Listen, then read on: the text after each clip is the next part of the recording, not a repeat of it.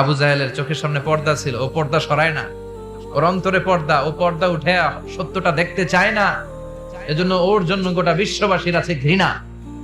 ও যেখানে মারা গেছে, ওর যেখানে জন্মস্থান, ওইখানে সৌদি সরকার ল্যাট্রিন বানায় থুইছে, ঘৃণার প্রতীক। ওইখানে তো অন্য কিছু বানাইতে পারতো, ল্যাট্রিন বানাইতে যাবে কেন? গোটা বিশ্বের মানুষ যায় যেন এটা ভরাই দিয়ে আসতে পারে। কথা বলেন, এই বেয়াদবটার জন্য আল্লাহ দোয়া কবুল করেন। ওমরে ফারুক রাগী ছিলেন, কিন্তু সত্য প্রকাশে, সত্য গ্রহণে আপোষহীন। সত্য দেখলেই উনি মেনে নিতেন। এটা জাহেলি যুগে ওনার মধ্যে এই গুণ ছিল। আল্লাহু আকবার।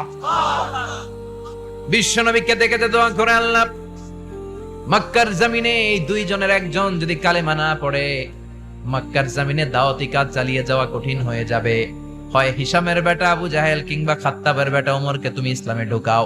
আল্লাহ ওমরের জন্য দোয়া কবুল করলেন। বিশ্বনবী তখনও বুঝতে পারেন এই দোয়াটা কার জন্য কবুল।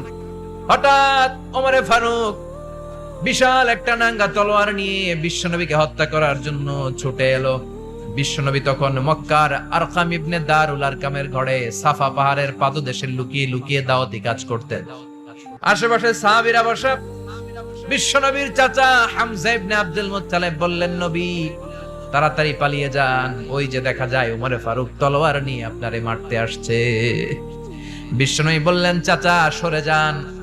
সাহাবীদেরকেও সরে যেতে বলেন, দরজাটা খুলে দেন, ওমরকে আসতে দেন। আমার তো মনে হচ্ছে ওই যে তাহাজ্জুদের নামাজ পড়ে আল্লাহর কাছে কেঁদে কেঁদে আমি দোয়া করেছি, আমার দোয়াটা আজকে কবুল হতে চলেছে।